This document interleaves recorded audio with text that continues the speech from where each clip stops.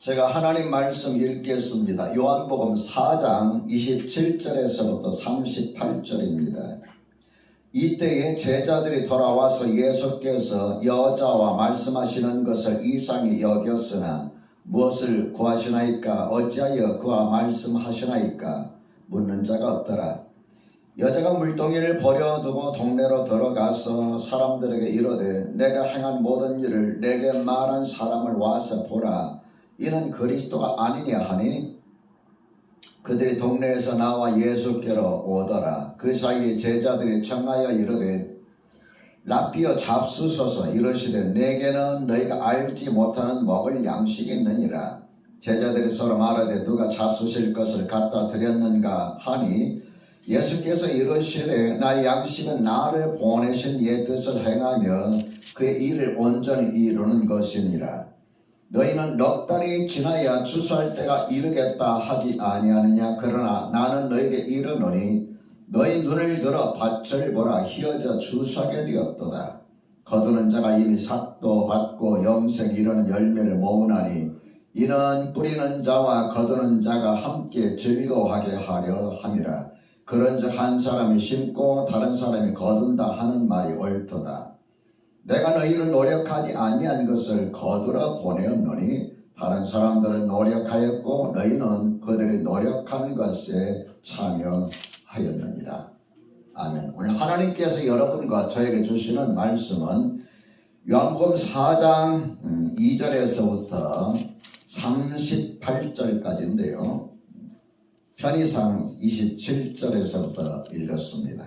이 말씀을 통해 하나님께서 우리에게 주시는 메시지는 올해 영적인 추수를 얼마나 하셨나요? 올해 영적인 추수를 얼마나 하셨나요? 이런 제목으로 말씀을 전하겠습니다. 벌써 올해도 다 저물어가고 있죠. 오늘이 11월 마지막 주일. 이제 마지막 남은 한 달을 알차게 살아가시기를 주의 이름으로 축원합니다. 우리 서로 인사 나눕시다. 행복이 가득한 12월 되세요.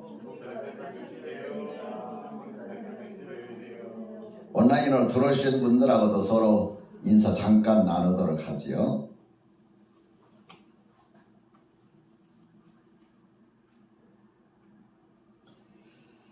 온라인이 있어서 참 좋긴 좋습니다. 그죠? 요즘 목사님들과 만나 대화를 하다 보면은 공통된 점 한 가지는 교회에 성도님들이 잘 안 나오려고 한다 하는 사실입니다. 아무래도 온라인으로 인터넷으로 예배 드리다 보니까 이거 너무너무 편하잖아요. 저는 온라인으로 들으는 것이 참 너무너무 그냥 사실 거창스럽습니다. 잘 하긴 한다고 하는데 아침 10시 정도 나와가지고 컴퓨터 점검하고 다 점검한 다음에 예배를 하기 때문에 시간이 참 준비하는 시간이 많이 걸려요.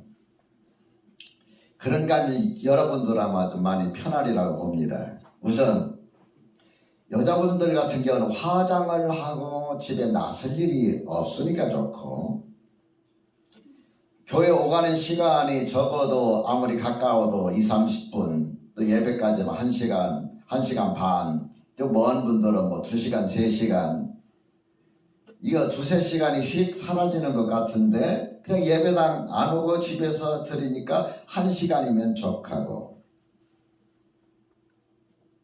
또 온라인으로 예배 드리다 보니까 활동에 제약이 없어요. 뭐 하고 싶은 거 하고 또 커피도 마시고 뭐 자기 볼 일도 보면서 하니까 편하고 근데 사람의 몸이라는 건요 편한 데에 쉽게 적응하게 되어 있습니다. 길들여지죠. 그러다 보니까 예배당에 나가는 일이 귀찮고 성가시고 여기 나오신 분들은 그런 분이 아니니까 나오겠지만은 일반적으로 그래서 이 목사님들이 온라인으로 하다 보니까 이제는 예배당에 나오세요 안 나온다 그 이야기를 하면서 참 안타깝다. 왜 안타깝느냐? 온라인 예배가 아니라고 하시는 목사님들이 상당히 많이 있습니다. 이건 일적인 방편이다. 그렇게 또 교단에서도 온라인 예배는 예배가 아니다. 이렇게 정의를 내리긴 했습니다만 어쨌든 그리고 이제 또 하나의 문제가 뭐냐면은 서로 간에 교제가 없어. 예배당에 나와서 예배 드리고 여러분 대화도 많이 못하고 빨리 가잖아요. 근데 온라인으로 예배 드리다 보니까 제 얼굴만 보이지 여러분 얼굴들 볼 수가 없잖아요. 그러니까 이거 교제가 안 돼서 이게 또 문제가 되고 그러다 보니까 공동체라는 그 힘이 약화되어 가고 있다. 이것이 목사님들이 말씀하시는 그런 내용들입니다.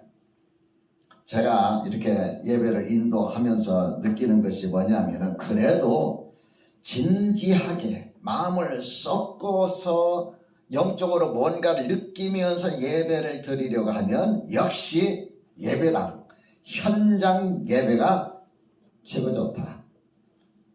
그렇게 생각이 드시면 아멘. 다음 주에도 여러분 이렇게 열심히 나오시기를 바랍니다. 그래서 좀 이렇게 널찍 떨어져 앉으시고 같이 예배 드리면 좋습니다. 현장 예배를 통해서 우리가 예배를 통해서 영성도 회복하고 여러 가지로 빨리빨리 회복되어 가야 되겠다. 저는 이렇게 믿습니다. 오늘 본문을 통해서 하나님께서 여러분과 저에게 주시는 첫 번째 메시지는요. 사람에게는 누구나 목마름이 있습니다 하는 사실입니다. 15절 말씀 같이 한번 읽어볼까요? 15절 시작. 여자가 이르되 주여 그런 물을 내게 주사 목마르지도 않고 또 여기 물 기르러 오지도 않게 하옵소서. 사마리아 여인이 예수님에게 요청한 요청입니다. 오늘 요한복음 4장 2절 3절 보면 예수님께서 유대를 떠나서 갈릴리로 가실 때에 유대와 갈릴리 사이는 사마리아 지역이 있습니다. 그 사마리아 지역을 지나가시다가 수가라 하는 동네를 통과하는데 아마 예수님이 굉장히 피곤하셨던 것 같아요. 점심때가 되어서 배도 고프고 피곤도 하고 그래서 가시다가 마침 야곱이 파놓은 오래된 우물이 있어서 우물가에서 앉아 계셨습니다. 그러면서 제자들에게 너희들은 가서 동네 가서 먹을 것 좀 사가지고 오너라. 나는 여기서 좀 쉬어야 되겠다. 그 제자들이 그래서 이제 동네 돌아가서 먹을 거 사러 갔어요. 그 사이에 정오쯤 되었는데도 불구하고 어느 여인이 물동이를 가지고 물을 길러 왔습니다. 갈급한 목마른 예수님께서 그 여인에게 물 좀 주시오 하고 요청하니까 그 사마리아 여인이 가만히 보니까 사마리아 사람이 아니야. 유대 사람이야. 아니 유대인인 당신이 왜 나에게 물을 달라고 합니까? 그 이유가 뭐냐면은 사마리아 사람과 유대 사람은 말도 섞지 않는 서로가 약간 적대시하는 그런 지역적인 감정이 있었어요. 그래서 예수님께서 말씀하시기를 당신이 만일 하나님의 선물과 또 당신에게 물 좀 달라 하는 이가 누구인 줄 알았더라면 당신이 그에게 구하였을 것이요 그가 생수를 당신에게 주었을 것이요. 이렇게 말하니까 그 여자가 대뜸하는 말이 주님 물 기를 그릇도 없고 이 물은 깊은데 어디에서 당신이 그 생수를 얻겠사옵니까? 우리 조상 야곱이 이 우물을 우리에게 주셨고 또 여기에서 자기와 자기 아들들과 짐승이 다 마셨는데 당신은 야곱보다도 큰 입니까? 예수님께서 말씀하시는 이 물을 마시는 자마다 다 목마를 것이다. 그러나 내가 주는 물은 마시는 자마다 영원히 목마르지 아니하니 내가 주는 물은 그 속에서 영생하도록 솟아나는 샘물이 되리라. 그 말을 듣자마자 여자가 하는 말이 주여 그런 물을 내게 주사 목마르지도 않고 또 여기 물 길러 오지 않게 하옵소서. 예수님께서 그 여인을 향해서 대뜸 이런 말씀을 합니다. 당신 남편을 데려오시오. 지금 물 달라고 하는데 왜 남편 데려오라고 합니까? 남편 데려오시오. 나는 남편이 없습니다. 맞소. 당신 말이 맞소. 당신에게 5 남편이 있었고 지금 당신하고 살고 있는 남편은 남편이 아니다. 그래, 당신 말이 맞소. 내가 보니 당신은 선지자입니다. 어떻게 예수님이 여인의 과거 남편이 하나도 아니라 5명이 있었고 지금 살고 있는 남자도 남편이 아니라는 걸 어떻게 하셨을까요? 그러면서 이러저런 이야기를 하다가 25절에 보면은 메시아 곧 그리스도라 하는 이가 오실 줄을 내가 아노니 그가 오시면 모든 것을 우리에게 알려줄 겁니다. 너에게 말하는 내가 바로 그 사람이다. 이 말을 들었던 그 여인이 메시아를 만났다는 그 사실에 너무 감격스러워서 물동이를 버려들어 동네로 들어가서 내가 만난 그분 여러분 와서 한번 보십시오. 내 사정을 기가 막히게 쪽집게까지 다 착착 맞추시는 분입니다. 한번 와서 보십시오 하면서 막 동네방네 돌아가면서 이야기하니까 동네 사람들이 몰려나오기 시작합니다. 여러분, 이혼이 쉽지 않던 그 시대에 남편이 5명이나 있었다. 그런데 또 하시는 말씀이 지금 살고 있는 남자도 내 남편이 아니다. 그럼 몇 명이에요? 도대체 6명이죠. 여러분, 여인의 이야기를 들으면서 여러분 무엇을 느낄 수가 있습니까? 이 여성에 대해서 느낄 수 있는 게 어떤 감정일까요?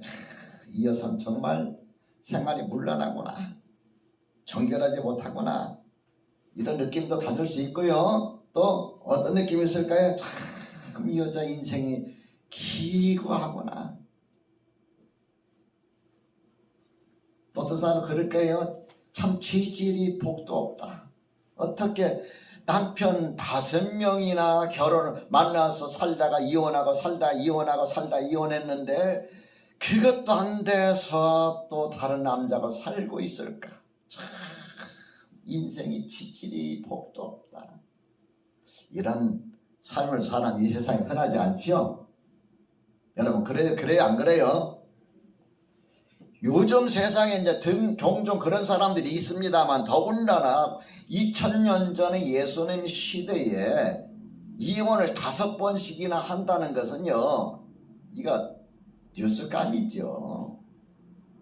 근데 저는 오늘 본문의 말씀을 묵상하면서 무엇을 느꼈느냐 하면은 여인 나름대로 살아보려고 발버둥치고 애쓰고 있으나 그 삶의 굴레에서 고통의 늪에서 벗어나지 못하고 발버둥치고 있구나 하는 걸 느끼게 됩니다.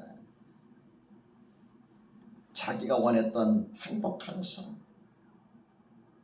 다른 사람을 만나도 행복을 누릴 수 없고 만족을 누릴 수 없고 살아가는 삶이 고단하고 결국은 이렇게 불행하게 살 수밖에 없었구나 하는 걸 느끼면서 저는 마음속에 어떤 느낌을 가졌느냐 하면은 사람에게는 누구나 채울 수 없는 목마름, 갈급함이 있구나. 여인에게 있어서는 좀 멋진 남편, 자기 위로가 되는 남편, 힘이 되어주는 남편감을 만나서 행복에 사는 것이 그의 꿈이었지만, 그 소원이었지만 그것이 깨져버렸듯이 사람은 나름대로 채울 수 없는 그런 어떤 목마름이 있습니다. 오늘날에 와서는 그것이 다 심하죠. 심한 사람 중에 이런 사람들이 있죠. 폭력을 통해서, 또 마약을 통해서. 제가 20살, 21살 때 이제 군에 가서 카투사로 있는데 보면 그때요, 미군들은 이 대마초 얼마나 피워대는지 막 어떤 때는 막 살아가고 하잖아요. 잠자는 것이 막 냄새가 나서 쫓아내기도 하고 그랬고, 이제 그걸 적발하기 위해서 헌병대에서 미군 헌병대에서 나와가지고 개를 끌고 다닙니다. 개는 냄새를 기가 막히게 잘 맡아요. 그래서 적발해서 또 끌고 가고 뭐 그런 일들. 그런데 이 대마초를 못 끊어요. 대마초보다 더 강한 마리화나 뭐 이런 것들. 이 마약에 손을 내면은 계속해서 빠져들어간 이유가 뭐예요? 채울 수 없는 뭔가를 채우고 싶은 것. 돈 많은 사람은 그런 거 안 하죠. 뭐 합니까? 병원에 가가지고 프로포폴 주사 맞잖아요. 대표적인 사람이 삼성 이재용 아닙니까? 어쨌든 간에 그분이 뭐 그 목적으로 맞았는지 치료 목적으로 맞았는지 간에 어떤 사회적으로 이슈가 됐고 재판을 받고 그랬으니까 사람이 아무리 돈이 많아도 채울 수 없는 것이 있구나 하는 걸 저는 느낍니다. 채우려고 하면 채우려 할수록 갈증이 더 심각하다. 여러분, 잘 사는 사람들, 유명한 연예인, 탤런트, 돈 많은 사람들, 사업에 성공한 사람, 여러분 이 사람들은 그래서 만족스러운 삶을 사는 것 같지요. 어떻게 보면 우리보다 다 많은 갈급함, 갈증이 있습니다. 채울 수 없는 목마름이 있습니다. 그래서 그 목마름을 채워보려고 어떤 사람은 그냥 쇼핑센터에 가서 막 몇천만 원씩 사기도 하고 좋은 차로 하루아침에 바꿔보기도 하고 이렇게 하는 거예요. 근데 채워지지 않는 거예요. 혹시 옛날 CCM 가운데 이런 CCM 얘기 들어보셨나요? 사람을 보며 세상을 볼 때 만족함이 없었네. 들어보셨나요? 예, 그렇습니다. 사람을 볼 때, 세상을 볼 때 만족함이 없습니다. 그래서 여러분에게 두 번째 메시지로 전하는 말씀이 예수님은 영원히 목마르지 않는 샘물입니다 라는 메시지입니다. 예수님에게 질문을 받은 여인이 예수님에게 하신 말씀 13절과 14절의 말씀 한번 같이 읽어볼까요? 여인에게 질문을 받았던 예수님께서 하신 말씀 13절 14절 시작. 예수께서 대답하여 이르시되 이 물을 마시는 자마다 다시 목마르려니와 내가 주는 물을 마시는 자는 영원히 목마르지 아니하리니 내가 주는 물은 그 속에서 영생하도록 솟아나는 샘물이 되리라. 여러분, 예수님께서 이 여인에게 주신 이 말씀은 두 가지의 특징이 있습니다. 한 가지는 뭐냐면 영원히 목마르지 않는다. 예수님이 주시는 물은 영원히 목마르지 않는다. 저는 예수님이 이 말씀에 전적으로 동감합니다. 영원히 목마르지 않는다. 또 한 가지는 그 속에서 영생하도록 솟아나는 샘물이 된다. 여러분, 샘물 솟아나다가 그냥 말라버리면 안 되잖아요. 제가 예전에 한번 그 한강의 발원지 검룡선가요? 한강의 발원지를 갔는데 뭐 어떻게 하다가 우연히 한강의 발원지 아주 화살표가 되어서 지나가는 게 검룡소에서 어디서 많이 본 그런 단어예요. 그래서 어떻게 된 건지 뭔지 궁금해가지고 차를 타고 가니까 막 한참 산속으로 막 들어갑니다. 길도 별로 안 좋더라고요. 그런데 거기 보니까 그 호수가 아니라 뭐 폭포가 흘러내리는 조그마한 연못 같은 데가 있어요. 소라고. 근데 거기는 아무리 가물어도 물이 마르지 않는답니다. 거기서 시작해가지고 물이 흘러 오면서 강을 이루게 되고 그 강이 무슨 강이냐? 한강이에요. 예수님은 영원히 솟아나는 샘물이라 말씀하셨습니다. 세상의 모든 것들은 중독성이 있어요. 빠져버리면 헤어나기가 참 어렵습니다. 컴퓨터 게임, 제가 처음에 컴퓨터를 286 때부터 사가지고 얼마나 재밌습니까? 컴퓨터 제가 조립해가지고 하는데 뭐 그냥 여러 가지 게임, 지금처럼 이런 게임이 아니에요. 단순한 게임이에요. 그냥 뾰뾰뾰뾰 팍 하는 게 뭐죠? 무슨 게임이죠? 그런 게임, 뭐 그 다음에 그 다음에 또 그 통통통통 튀어나가지고 이렇게 턱 올라가는 그 게임, 그 이름 다 잊어버려서 그런 게임, 뭐 이런 게임. 그 다음에 이제 그 마시더라도 이제 삼국지라는 또 게임이 있어요. 1에서부터 10까지인가 있는데 10까지 다 깼어요. 한번 빠지니까요 밤새는 줄 모르는 거예요. 그걸 깨야 돼요. 이 중독성이 있는 거예요. 그리고 나서 이제는 그만하자. 이 중독성이 있어요. 술 한 잔, 한 잔, 한 잔, 한 잔. 나중에는 그것이 알코올 중독자로 만들어버려요. 마약 처음에 무심코 한번 손댔다가 끊을 수가 없어요. 헤어나기 어려워요. 여러분 한번 돈의 맛을 들이면요 목회자도 마찬가지예요. 제가 예전에 뭐 홍아 씨하고 뭐 장사를 했을 때 막 돈을 만지니까요 여기저기서 사업 제의가 들어와요. 예, 사업 제의가 들어와요. 그 목회 뭐 조그마한 교회에서 목회하실 게 아니라 차라리 시골에서 목회하시면서 사업을 좀 나고 하면 어떨까 뭐 이런 제의도 들어오고 막 돈의 흐름이 보이는 거예요. 여러분 한번 눈이 떠지면요 돈이 어떻게 흘러가는지 보입니다. 그걸 잡으면은 돈을 버는 거예요. 근데 하나님 앞에 제가 기도해서 하나님 이런 유혹이 있는데 어떻게 하면 좋을까요? 제 마음속 스스로 자답니다. 제가 묻고 제가 답하고 내가 왜 목사가 되었느냐? 돈 벌라가 되었느냐? 아니죠. 그럼 왜 지금 이런 장사를 하느냐? 교회를 살리려고요. 그러면은 됐다. 그만해라.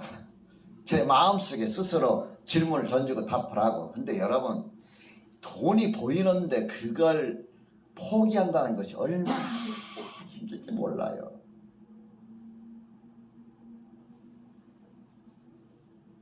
명예, 권세, 권력. 이번에 대통령 선거하면서 어느 그 사설에 보니까 그런 이야기가 써 있더라고요. 그분이 이렇게 써놨어요. 이번에 대통령은 임기 끝나도 감옥 가지 아니할 대통령을 뽑아야 합니다. 우리나라 역대 대통령들이 거의 다 이게 비리라든가 뭐 연루돼 가지고 뭐 자살하고 죽고 감옥에 가고. 여러분이 얼마 전에 그 세상을 달리한 그 뭐 전 대통령 그 보세요. 아유 그러면서 여러분의 이 대통령들 나갈까요? 지금도 서로 대통령들이 갖다가 싸우는데 이 전력들이 화려하잖아요. 이거 보면서 야, 이 권력이라는 것 한번 맛들이면은 끝장나고 내가 이거 대통령직에서 물러나고 어떻게 될지 몰라도 일단은 맛들이면 그 맛을 봐야 되는구나. 이 권력입니다. 이라는 것들이 목마름을 채워주진 않습니다. 여러분 우리의 진정한 목마름을 채워주는 이는 따라 삽시다. 오직 예수님만이 우리의 목마름을 채워줍니다. 무엇으로 채워줄까요? 우리 목마름을 채워주는데 무엇으로 우리의 목마름을 채워줄까요? 세 가지를 말씀드리고 싶습니다. 한 가지는 기쁨으로 채워주십니다.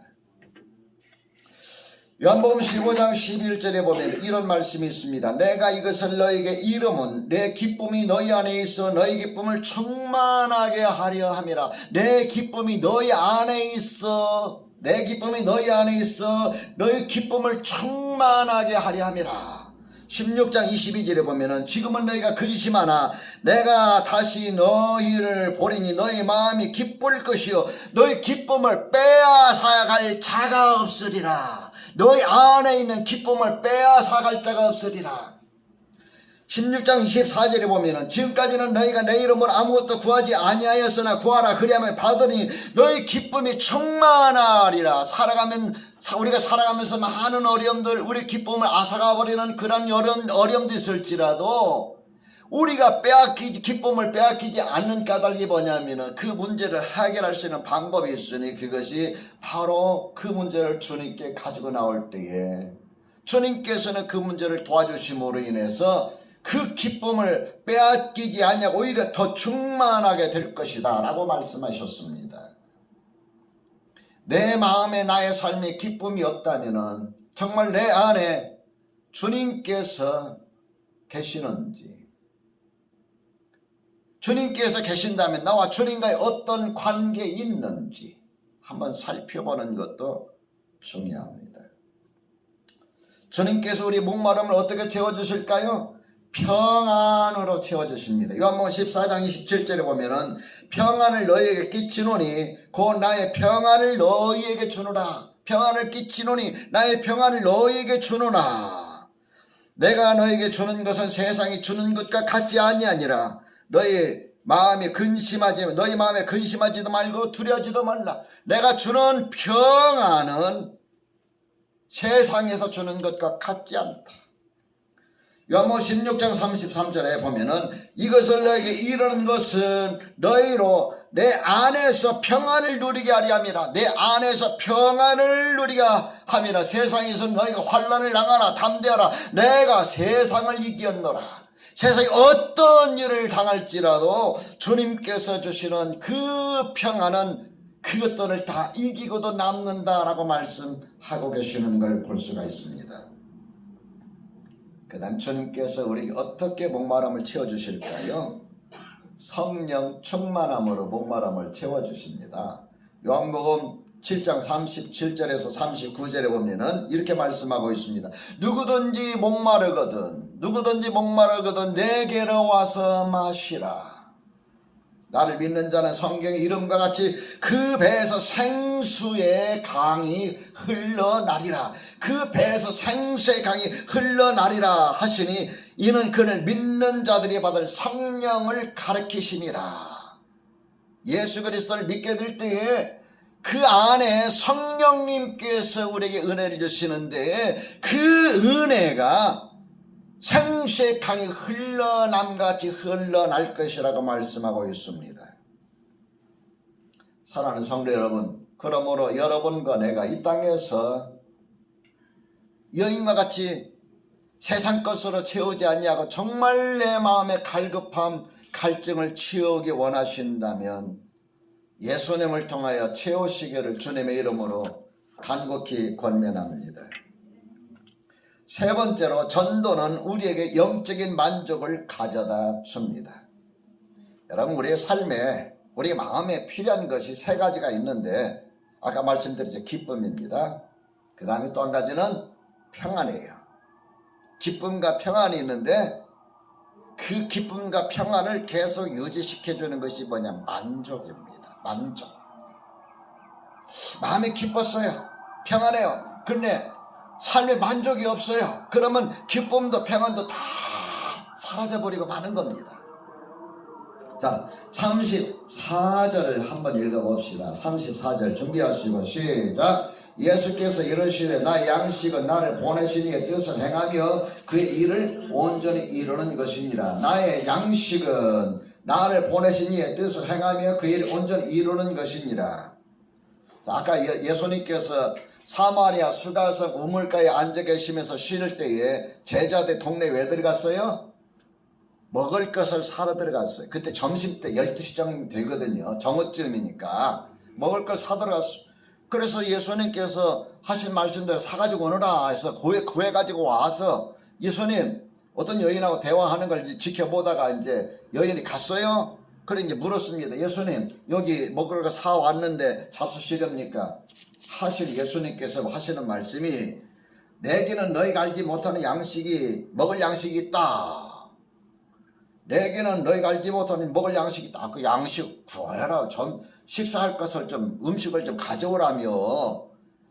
그래서 실컷 가가지고 동네 가지고 먹을 양식을 사가지고 왔는데 너희가 알지 못하는 먹을 양식이 있다니까 제자들이 의아해할 거 아닙니까? 이거 뭐 어떻게 된 거야? 그 여인이 뭐 먹을 걸 줬나 갖다 줬나 별의별 생각을 다 했을 거 아닙니까? 그때 예수님께 하신 말씀이 나의 양식은 너희가 알지 못하는 양식인데 그 양식은 나를 보내신 이의 뜻을 행하며 그 일을 온전히 이루는 이것이니라 라고 말씀하신 거예요. 이 말씀 이해를 돕기 위해서 이런 말 한번 제가 해드리고 싶죠. 자, 여러분이 아침부터 열심히 뭔가를 꼭 해야 될 일이 있어요. 굉장히 중요한 일이에요. 그래 하다 보니까 점심때가 됐어요. 근데 점심때가 됐는데 그 일에 그냥 취해가지고 그 일에 빠져서 점심때 훌쩍 지나갔어요. 저녁때가 됐어요. 가족 중에 한 사람이 점심 식사 하셨어요? 안 했는데 아이고 배고프실 텐데요. 근데 이분이 하는 이야기가 일을 다 끝내놓고 안 먹어도 배부르다. 그런 말 들어보셨나요? 안 먹어도 배부르다. 왜? 그 일을 다 끝내놨거든. 이거 잘 마무리해놓으면 그냥 돈을 번다든가 무슨 일이 있다든가 좋은 일이 있어. 그래 그 일을 마쳤어. 다 마쳤어. 점심도 굶고 했어. 점심 안 먹었으니까 배는 고플 텐데 하는 이야기가 안 먹어도 배부르다. 음식을 먹어 배부른 포만감보다도 어떤 일을 이루었을 때 오는 만족감이 더 크다 그 이야기예요. 여러분 신앙생활 하면서 이런 만족감을 느낄 때가 있습니까? 또 신앙생활 하면서 어떨 때에 이런 만족감이 클까요? 식사당번 해가지고 다 음식 준비했는데 그냥 성도들이 그냥 맛있게 집사님 맛있습니다 맛있습니다 맛있습니다 그냥 사람들이 맛있다고 하면서 막 맛있게 먹어요. 그런 만족감이 있어요 없어요? 있지. 내가 오늘 밥하기 잘했지. 빨리 밥을 해야 되는데 어떤 분은 그래요. 아유 밥하기 이제 겁난대요. 또 어떤 분은 예배당 청소를 깨끗이 2-3시간 걸려서 해놨어요. 교인 성도들이 와가지고 예배드리고 내가 쓸고 닦은 예배당에서 예배드리고 가니까 너무 기쁘다. 만족감이 있어요. 그죠? 또 어떤 분은 여러 가지 섬겨 차량을 봉사하던가 섬겨 그럼 참 만족감이 있어요. 그러나 이보다 큰 만족감은 어떤 만족감이냐면은 농부가 봄, 여름, 가을 지나면서 제일 만족감이 클 때가 언제일까요? 가을 중에서도 언제일까요? 추수를 끝나고 날 때. 저는 농부의 아들이기 때문에 그걸 압니다. 여러분 여름 7월 정도인가 보면은 그냥 보리타자가 해요. 보리타자 가면은 그 꺼끌꺼끌한 그런 막 그것들이 날아다니면서 여기저기 달라고 저기 달라고 막 얼마나 몸이 불편한지 몰라요. 아휴 보리타자 간다 고생 좀 하게 생겼구나. 그런데 다 끝나놓고 보면은 기분이 좋아요. 가을철에 논에 누렇게 있는 벼들 다 뵙니다. 지금은 이제 여러분 그 다 뭐 탈곡기니 뭐 이런 거 다 농사지면 옛날에는 벼를 낫으로 다 베가지고 묶은 것을 또 단으로 하고 단으로 한 것을 나중에 이제 마르면은 지게다 지고 그걸 집으로 가져오든지 타작마다에 가져와서 그걸 타작하면 그 타작한 나달들을 벽시들을 창고나 이런 데다 쟁여놔요. 그리고 나면은 이렇게 다 하나님께서 주신 은혜니 만족감이 있어요. 농부의 만족감은 가을 수확이 끝나고 나서 있습니다. 수확할 때 수확이 끝나고. 그러면은 여러분과 내가 신앙생활하면서 만족감의 최고조에 이를 때가 언제일까요? 영적인 전도의 열매가 맺힐 때입니다. 열매 딸 때. 한 영혼을 그냥 몇 개월, 몇 년 이렇게 해서 참 주님께로 데리고 왔어요. 그 사람이 주님께로 와가지고 예수님 영접하고 세례받습니다. 제가 엊그제 지역 모임에는 어느 목사님 한 분이 그런 이야기를 해요. 11년 전에 VIP 사봤답니다. 11년 전에. 근데 이분이 교회 나온다 약속하면서 안 나왔어요. 안 나왔는데 드디어 지난주 추석 감사 주일 때 예배당에 나왔다는 거예요. 그러면서 그냥 나온 게 아니라 더블 해가지고 나왔다는 거예요. 이 목사님 너무너무 감격스러워하면서 하시는 말씀이 전도 결코 포기하지 마십시오. 언젠가는 열매가 맺힙니다. 그 보면서 한 사람이지만은 11년 동안 저 기도하고 기도해서 주님께로 돌아오니까 그 기쁨이 저렇게 크구나 하는 걸 제가 느꼈어요. 여러분, 우리가 참 개인적으로 봉사해서 누리는 기쁨과 평안도 크지만은 하나님 앞에서 한 영혼을 주님께로 인도할 때 오는 그 기쁨은 기쁨 넘어서 만족감으로 갑니다. 주님, 내가 이렇게 한 영혼을 인도했습니다. 굉장히 큽니다. 거기에다가 그 사람이 신앙 가운데 점점 잘 자랍니다. 열심히 신앙생활합니다. 세례 받습니다. 드디어 세례를 받는구나. 세례 받고 나서 이번에 집사가 되고 이렇게 됩니다. 주님, 내가 인도한 사람이 벌써 이렇게 일꾼이 됐습니다. 그 만족감이라는 건 말할 수가 없어요. 자, 우리 말씀 한번 우리가 볼까요? 오늘 본문 말씀 가운데 36절을 같이 한번 읽어봅시다. 시작. 거두는 자가 이미 삭도 받고 영생에 이르는 열매를 모으나니 이는 뿌리는 자와 거두는 자가 함께 즐거워하게 하려 함이라. 거두는 자 뿌리는 자가 함께 즐거워하는 최고의 즐거움은 어디서 나오냐면은 영혼을 구원하는 데서 나오게 되는 겁니다. 어떤 사람이 열심히 전도했는데 어떤 사람 데리고 와요. 그러면 교회가 오늘 또 VIP한 사람이었구나. 드디어 오늘 또 영혼 구원했구나. 우리 하나님께는 올해 얼마나 영혼 구원했는지. 올해는 이제 경작지 일구고 작년 올해 경작지 일구고 이제 씨앗을 심었으니까 내년에는 이러한 열매들이 맺혀지리라고 저는 믿습니다. 지난해 올해 전도하기 위해서 경작지 하고 또 씨도 심고 그랬으니까 내년에는 하나님께서 이런 기쁨이 넘치는 교회, 만족감이 있는 여러분과 나의 삶이 되리라고 믿습니다. 우리 삶 속에 필요한 것은 기쁨도 필요하고 평안도 필요하지만 또 한 가지 만족감인데, 이 만족감은 영혼을 구원하는 데서 나온다는 것. 예수님께서 사마리아 여인에게 말씀을 전했을 때 그 여인이 기쁨 가운데 돌아가서 사람들에게 내가 메시아를 만났다, 메시아를 만났다, 메시아를 만났다. 수많은 사람들이 그 이야기를 듣고 아니 여인이 어떻게 이렇게 달라질 수가 있을까? 과연 그분이 누굴까?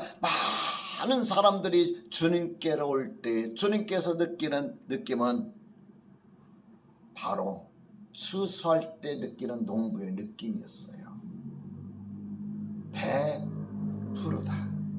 먹지 않아도 배부르다. 내년 한 해는 먹지 않아도 배부른 그런 한 해가 되시기를 주님의 이름으로 축원합니다. 기도하겠습니다.